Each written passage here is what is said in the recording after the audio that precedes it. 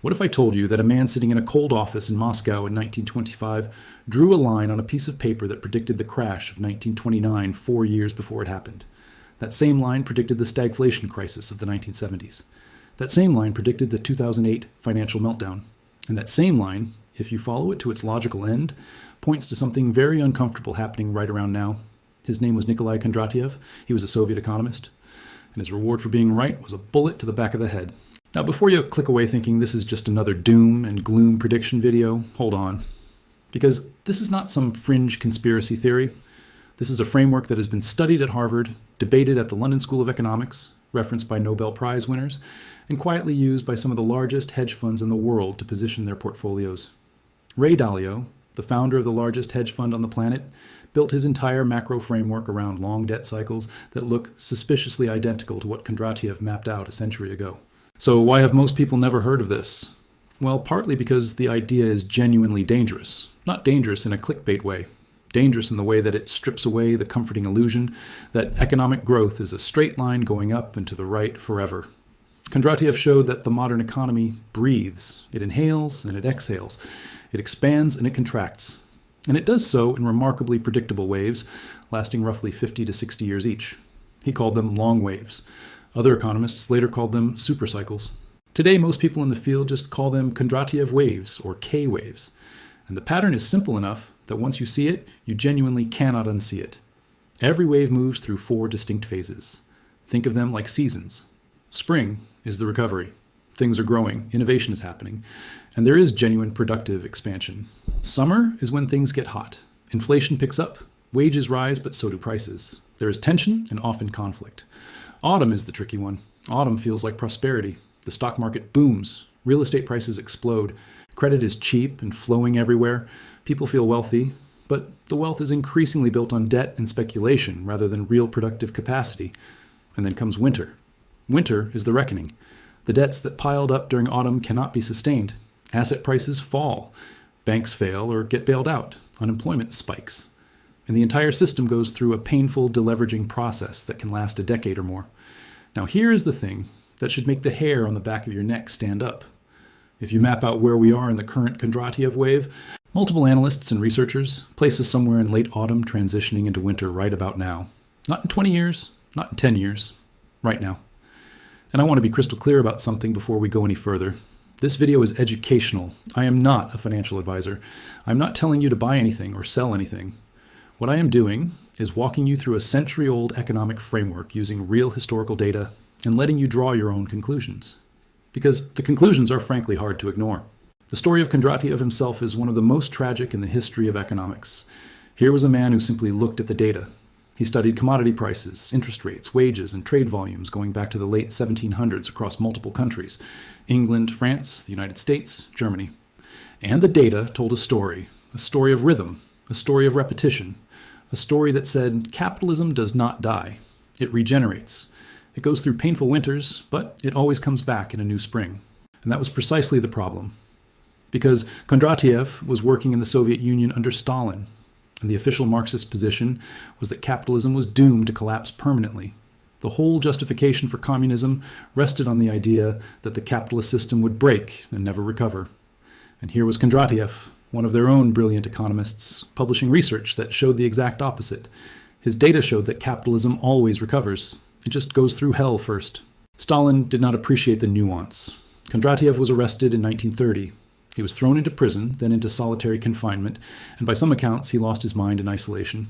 In 1938, he was sentenced to death and shot. He was 46 years old. But his ideas did not die with him. They crossed borders. They reached the West. And they found a champion in one of the most respected economists of the 20th century. Joseph Schumpeter was an Austrian-American economist teaching at Harvard when he encountered Kondratiev's work.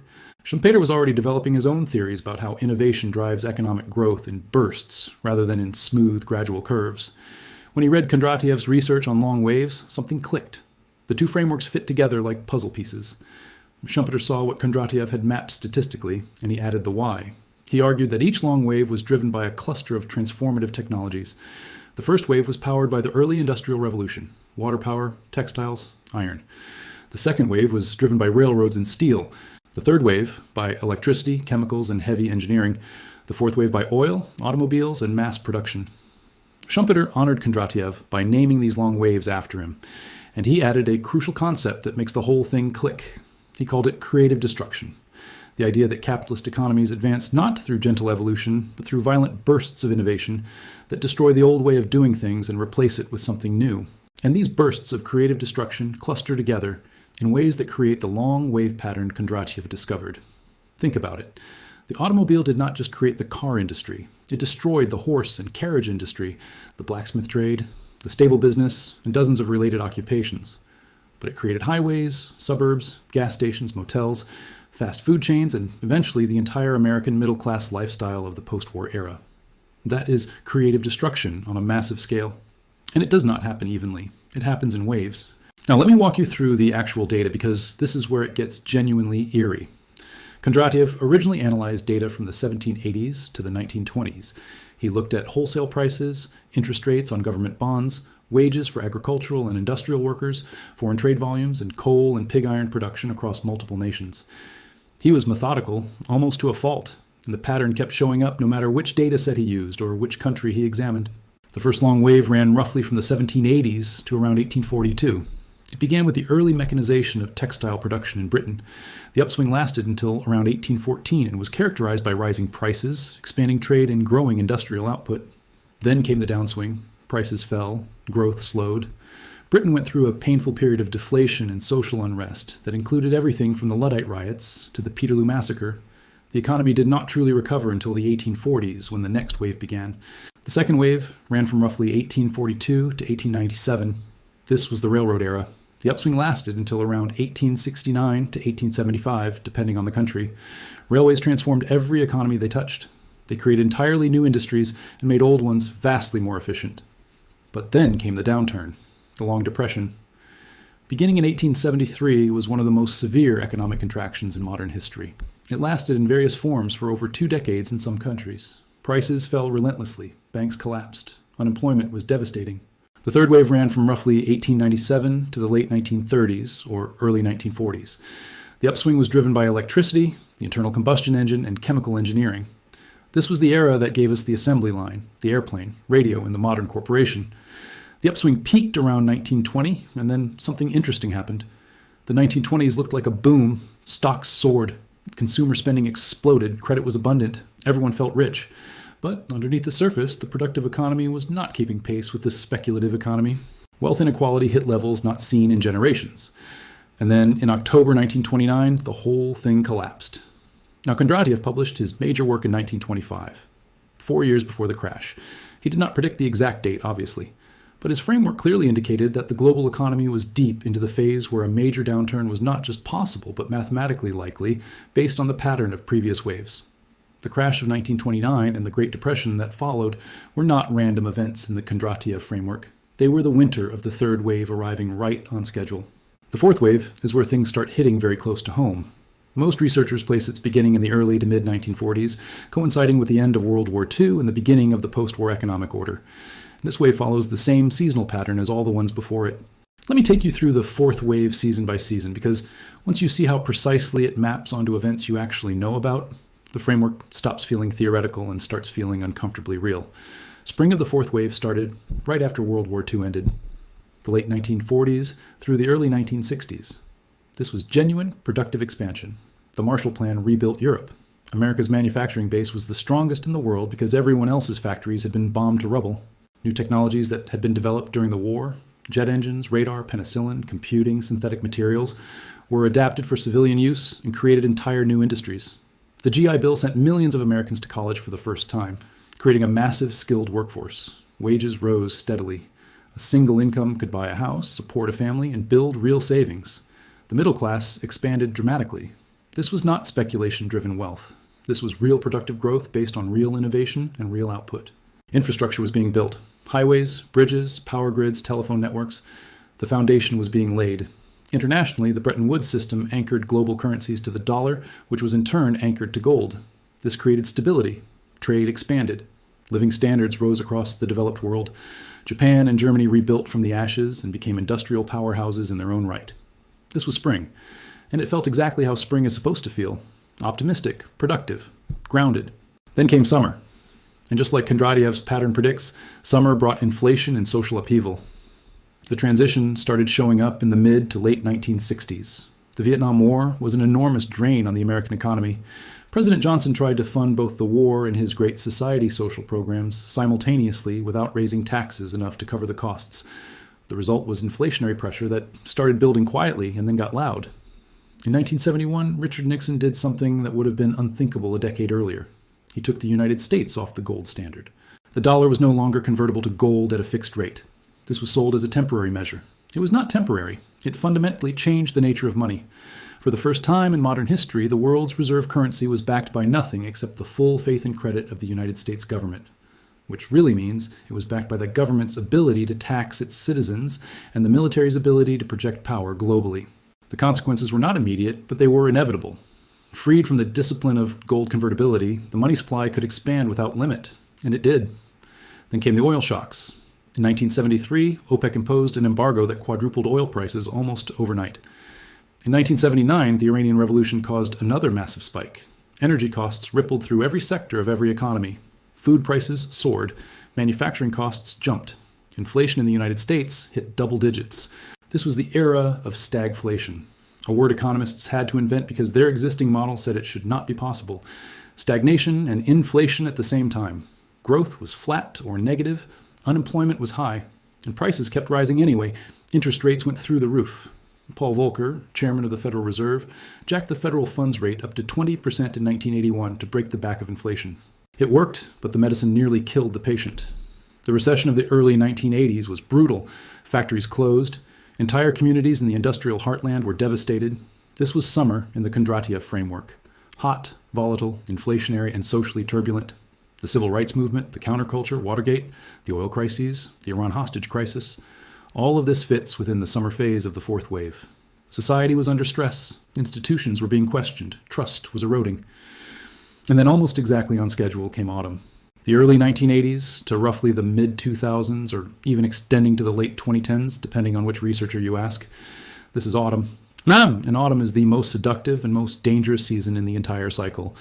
Volcker's interest rate shock broke inflation, but it also set the stage for something else. With inflation tamed, interest rates began a 40-year decline, and falling interest rates are rocket fuel for asset prices. When borrowing is cheap, everything that can be bought with borrowed money goes up in price. Stocks, bonds, real estate, all of them. Ronald Reagan deregulated the financial sector. The savings and loan industry was unleashed and promptly collapsed in a speculative frenzy. But that was just a warm-up act. The real show was about to begin. Autumn in a Kondratiev wave is a masterpiece of illusion. Everything looks prosperous. The numbers look great. GDP is growing. The stock market is climbing. Real estate values are rising. Unemployment is low. Politicians point to these metrics and say the system is working beautifully. But underneath the surface, something fundamental has shifted. The growth is no longer primarily driven by productive innovation and rising real wages. It is increasingly driven by debt, financial engineering, and asset price speculation. Let me show you what I mean with real numbers. In 1980, total U.S. debt, that is government debt plus corporate debt plus household debt combined, was roughly $4.3 trillion. By the year 2000, it was around $26 trillion. By 2008, it was over $50 trillion. And today, it has crossed $100 trillion. Now, GDP grew during that period too, but not at the same pace, not even close. What happened is that each additional dollar of debt produced less and less economic growth.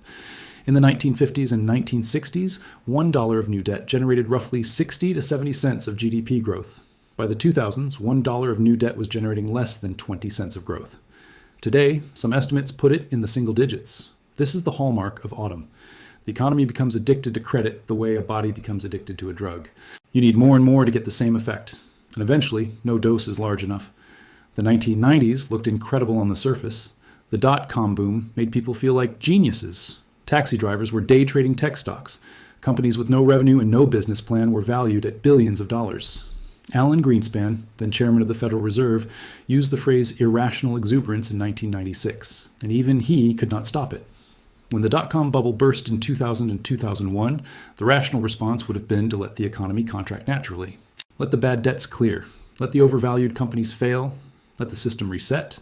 Instead, the Federal Reserve slashed interest rates to 1%, the lowest in generations, and that cheap money did not flow into productive investment. It flowed into housing. The housing bubble of the mid-2000s was autumn on steroids. Banks were packaging garbage mortgages into complex securities and selling them to pension funds and insurance companies around the world. Rating agencies that were supposed to be independent watchdogs were stamping AAA ratings on bonds backed by loans given to people who could not possibly pay them back. Everyone knew it was insane at some level. But everyone was making money, so nobody stopped. In 2008, it all collapsed. Lehman Brothers went bankrupt. The global financial system froze. The stock market lost more than half its value. Millions of people lost their homes. Retirement savings were wiped out. And what was the response? Did the system finally let winter arrive? Did it allow the debt to clear and the economy to reset? No. The response was the largest monetary intervention in the history of the world. The Federal Reserve dropped interest rates to zero. Then it started buying assets directly through a program called quantitative easing. In plain language, the central bank created new money electronically and used it to buy government bonds and mortgage-backed securities from the banks. The first round was about $1.7 trillion. Then there was a second round, then a third. The European Central Bank did the same thing. The Bank of Japan did the same thing. The Bank of England did the same thing. Central banks around the world pumped trillions upon trillions of newly created money into the financial system. And it worked in the sense that it prevented an immediate collapse into a 1930s-style depression. But it did not fix the underlying problem. It extended autumn. It pushed winter further down the road. And in doing so, it made the eventual winter potentially much more severe. Because here is what all that money printing actually did. It inflated asset prices to levels that are completely disconnected from the real productive economy. The stock market reached all-time highs. Real estate prices in major cities became absurd. A generation of young people was priced out of home ownership entirely. Wealth inequality hit levels not seen since, and this should send a chill down your spine, the late 1920s. The top 1% now owns more wealth than the entire middle class combined. That is not a talking point. That is Federal Reserve data. And meanwhile, real wages for the average worker, adjusted for inflation, have been essentially flat for decades. People are working harder, longer, and more productively than ever, and they are not getting proportionally wealthier. The gains have been captured almost entirely by those who own assets, stocks, real estate, and businesses, rather than those who work for wages. This is textbook late autumn behavior. Kondratiev would recognize it instantly, because it matches, almost point for point, what happened in the 1920s. Let me put these two time periods side by side and let you judge the similarities for yourself. In the 1920s, coming out of the disruption of World War I and the pandemic of 1918, the economy experienced a sharp recession in 1920 and 1921. Then it recovered rapidly.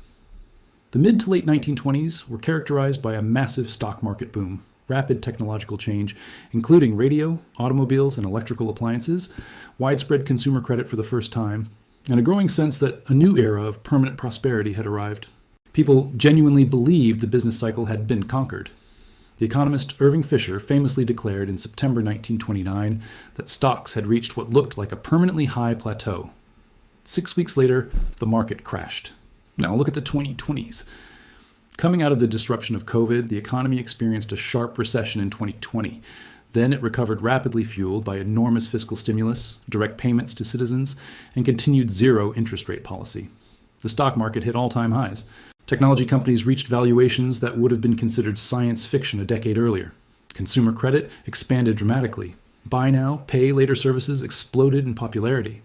And there was a growing sense, particularly in certain circles, that this time was different. That the Federal Reserve had figured out how to prevent downturns permanently. That technology would drive growth forever. Irving Fisher's ghost is smiling somewhere. The parallels go deeper than surface level. In the 1920s, the United States was the world's largest creditor nation. It had emerged from World War I as the dominant global economic power. Today, the United States is the world's largest debtor nation. The national debt has crossed $34 trillion. Interest payments on that debt now exceed the entire defense budget, just the interest. In the 1920s, there was a speculative mania in new technology stocks, primarily radio and automobile companies. In the 2020s, there has been a speculative mania in new technology stocks, primarily artificial intelligence and electric vehicle companies. In both cases, the underlying technology was genuinely transformative. Radio did change the world. AI probably will too. But the valuations attached to these technologies bore little relationship to their actual current earnings. In the 1920s, income inequality was extreme and growing. The top 10% of earners captured nearly 50% of all income. In the 2020s, income inequality is extreme and growing. The top 10% of earners capture approximately 50% of all income, almost the identical number. In the 1920s, household debt was expanding rapidly as consumer credit became widely available for the first time. In the 2020s, household debt has exceeded $17 trillion, with credit card debt alone surpassing $1 trillion for the first time in American history. Average credit card interest rates are now above 20%. In the 1920s, there was a real estate boom that preceded and partly fueled the broader speculative mania. In the 2020s, there was a real estate boom that saw home prices increase by over 40% in some markets in just 2 years. In the 1920s, the Federal Reserve kept monetary policy loose for too long, fueling speculation, and then tightened too aggressively too late. In the 2020s, the Federal Reserve kept monetary policy at emergency levels for over a decade, fueling speculation, and then began tightening in 2022 at the most aggressive pace in decades. Now, I want to be careful here. I'm not saying 2026 is going to be an exact repeat of 1929. History does not repeat that precisely. As Mark Twain supposedly said, history does not repeat itself, but it often rhymes. What I am saying is that the structural conditions are remarkably similar, and Kondratiev's framework suggests that these are not coincidences. They are the natural result of where we are in the long wave cycle. But there is one critical difference between then and now that actually makes the current situation potentially more dangerous than 1929. And I need to explain this carefully because it changes everything. In 1929, the total debt in the American economy was significant but manageable relative to GDP. The federal government actually ran budget surpluses during most of the 1920s. When the crash came and the Depression followed, the government had fiscal room to respond. It eventually did respond, under Roosevelt, with massive public spending programs. The New Deal was funded in part by borrowing, but the borrowing started from a relatively low base. Today, the government is already running trillion-dollar annual deficits before any crisis has even begun. The national debt to GDP ratio is over 120%. In 1929, it was around 16%. This matters enormously because when winter arrives, the standard playbook is for the government to step in with fiscal stimulus, build infrastructure, fund social programs, put people to work. But that requires the ability to borrow. And when you are already drowning in debt, your ability to borrow your way out of a crisis is severely compromised. The central bank faces a similar trap. The standard monetary policy response to a recession is to cut interest rates. But we just lived through over a decade of near zero rates and multiple rounds of quantitative easing. The Federal Reserve's balance sheet expanded from about $800 billion in 2008 to nearly $9 trillion at its peak. That is not a typo. $9 trillion. So what happens if a serious downturn hits now? Cut rates to zero again? We already saw the limits of that approach. More quantitative easing? At what scale? 20 trillion? 30 trillion? At some point, the cure becomes worse than the disease because you are destroying the purchasing power of the currency itself. And this is where Kondratiev's framework makes its most uncomfortable prediction. Winter is not just a recession, it is a fundamental restructuring. It is the period where the debts that accumulated during autumn are resolved one way or another. And there are really only 3 ways to resolve excessive debt. You can pay it back, you can default on it, or you can inflate it away by devaluing the currency. Paying it back is mathematically impossible at this point. The numbers are too large. Default would crash the entire global financial system, since U.S. Treasury bonds are the foundation of the international monetary order. So that leaves inflation, deliberate or accidental devaluation of the currency to make the debt more manageable in nominal terms. And this is exactly what many serious economists and monetary historians expect. Not hyperinflation necessarily, but a sustained period of elevated inflation that quietly erodes the value of savings, wages, and fixed income investments while making the debt burden relatively smaller. This is not speculation on my part. This is a pattern that has played out repeatedly throughout history whenever nations have accumulated unsustainable debt levels. Ancient Rome debased its currency. The British Empire inflated away its war debts. Every major power that has found itself in this position has eventually chosen inflation over default, because inflation is the hidden tax that most people do not understand until it is too late. Now let me talk about the 5th wave, because this is where the conversation gets really interesting and where Kondratiev's theory intersects with something happening right now that most people are not connecting. If the 4th Kondratiev wave began in the early 1940s and ran on the typical 50 to 60 year cycle, then its winter should have arrived somewhere around the year 2000 to 2010.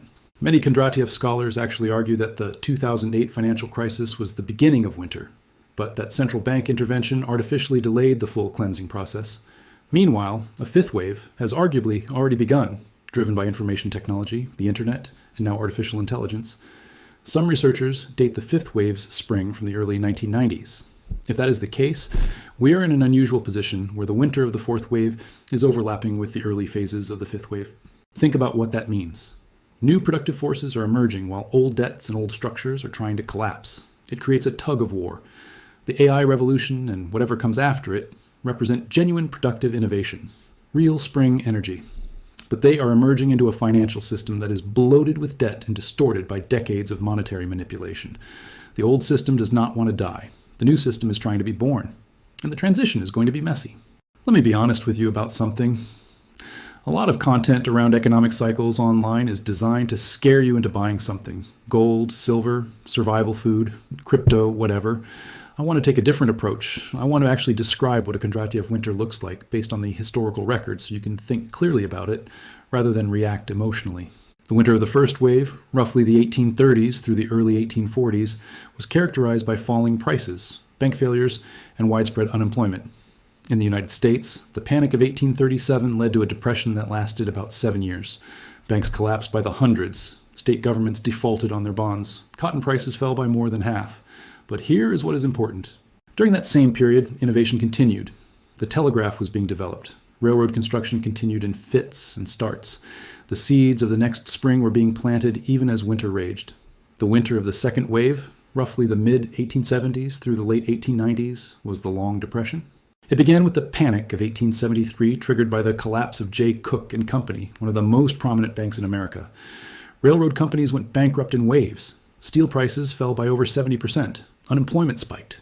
Social unrest was intense, including the Great Railroad Strike of 1877, which was one of the most violent labor uprisings in American history. But again, during that winter, Thomas Edison was developing the electric light bulb, Alexander Graham Bell was commercializing the telephone, Andrew Carnegie was building the modern steel industry. The technologies that would drive the next spring were being created during the darkest part of winter. The winter of the third wave was the Great Depression from 1929 through the early 1940s. I probably do not need to describe this in detail. Unemployment hit 25%. GDP fell by nearly 30%. The Dust Bowl devastated American agriculture. Banks failed by the thousands. Global trade collapsed by about 65%. Fascism rose in Europe, partly as a consequence of economic desperation. And yet, during the 1930s, scientists were splitting the atom. Jet engine technology was being developed.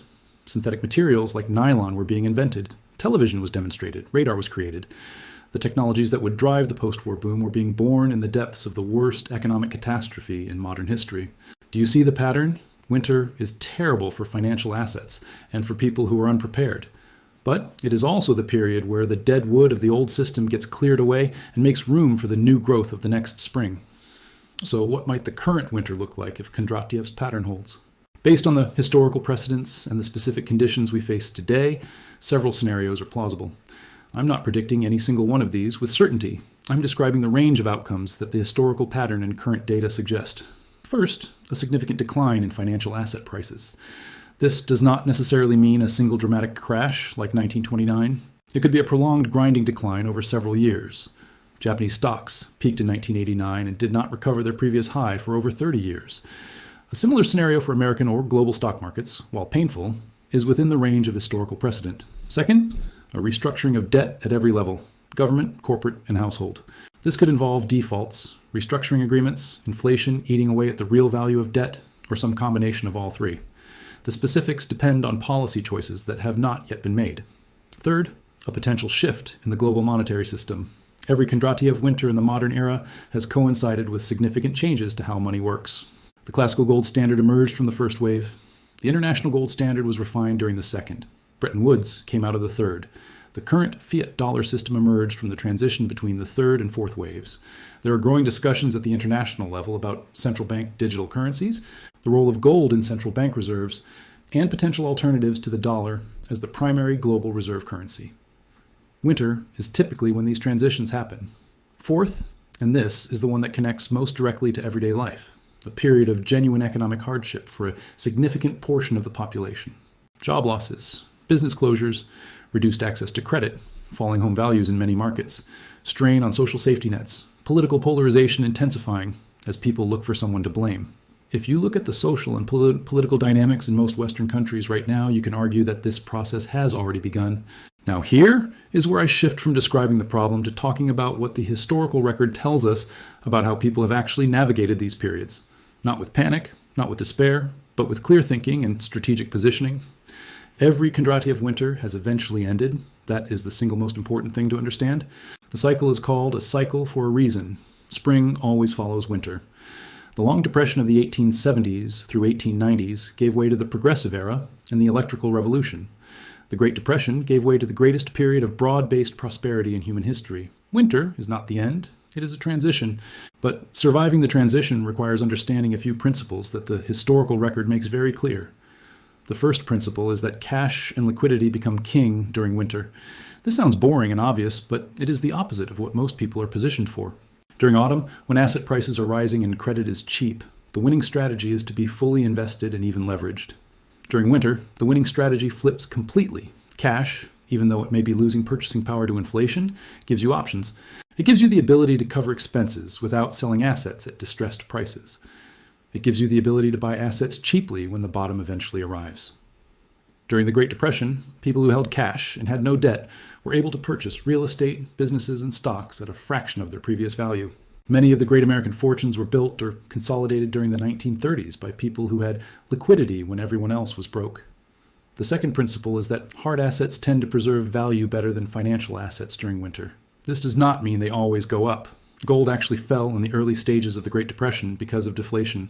But over the full course of a winter period, tangible assets with intrinsic utility, land that can produce food, precious metals that have been used as money for thousands of years, essential commodities, these tend to hold their value relative to purely financial assets like stocks and bonds. And this makes intuitive sense. When trust in the financial system erodes, people gravitate toward things they can see, touch, and hold. When currencies are being devalued, people look for stores of value that cannot be printed into existence by central banks. Gold is worth examining in particular. Central banks around the world have been buying gold at the fastest pace in decades. China, Russia, India, Poland, Turkey, and many others have been steadily increasing their gold reserves. Central banks added over 1,000 tons of gold to their reserves in both 2022 and 2023. These are institutions that employ hundreds of PhD economists. They are positioning for something. The question is what? The third principle is that skills and relationships become more valuable than credentials and titles. During every winter period, the formal economy contracts, but the informal economy expands. People who can fix things, grow things, build things, and solve practical problems find that their skills are in enormous demand. Communities that maintain strong social bonds fare better than isolated individuals.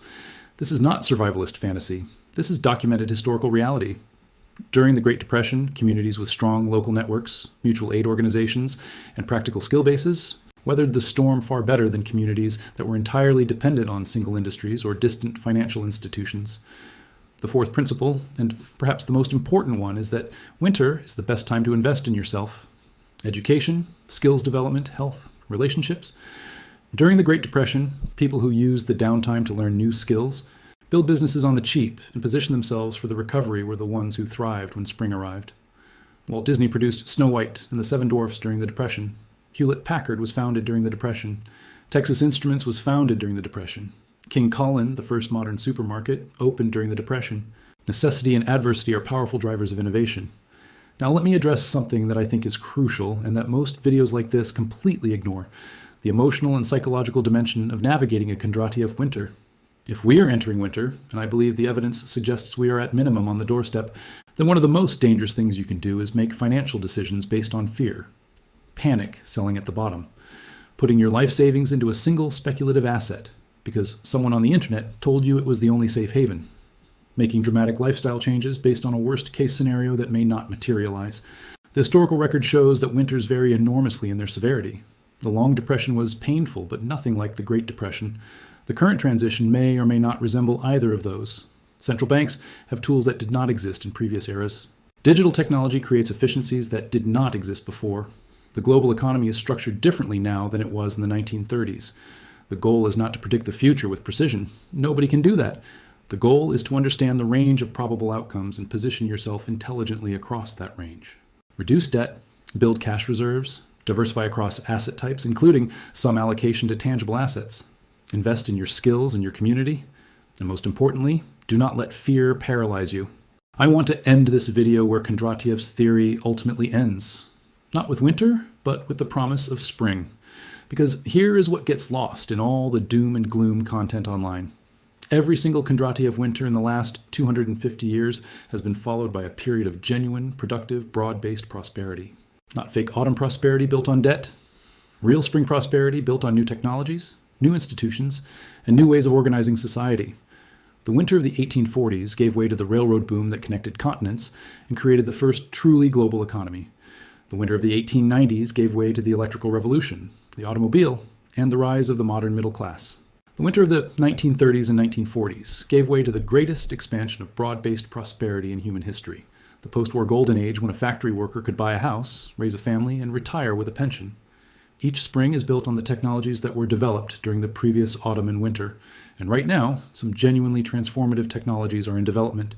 Artificial intelligence, nuclear fusion research, biotechnology, advanced materials science, space commercialization, any one of these could be the seed of the next spring. Together, they could drive an era of prosperity that dwarfs anything we have seen before. But here's the catch. To participate in that spring, you have to survive winter first. The people who lost everything in the Great Depression did not get to participate in the post-war boom. The people who went bankrupt buying railroad stocks in 1873 did not get to benefit from the electrical revolution. Survival comes first. Thriving comes second. And survival in this context does not mean building a bunker and hoarding canned food. It means making sensible, measured adjustments to how you manage your financial life and your expectations. It means understanding that we may be entering a period where the rules change, where the strategies that work during autumn, buy the dip, stay fully invested, take on leverage, may not work during winter, where patience and preservation of capital matter more than growth and aggression. Kondratiev paid for his insight with his life. He saw the pattern in the data, and he told the truth about it, even when the truth was politically inconvenient. The least we can do is take his work seriously enough to consider its implications.